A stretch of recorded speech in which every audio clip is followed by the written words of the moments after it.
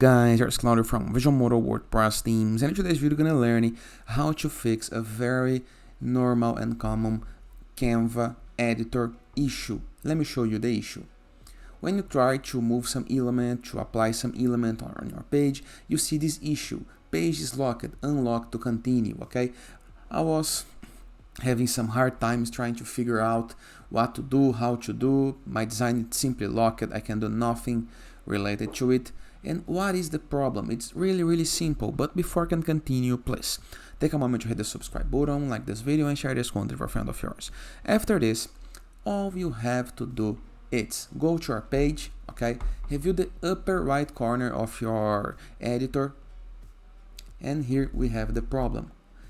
Probably you're gonna be showing unlock page.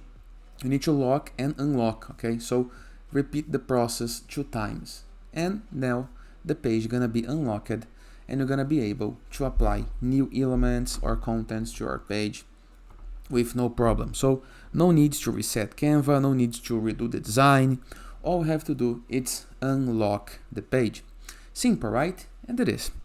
Hope you guys enjoyed this video. Feel free to use the comment section below in the case that you have any question, and I'll see you guys later. All the best.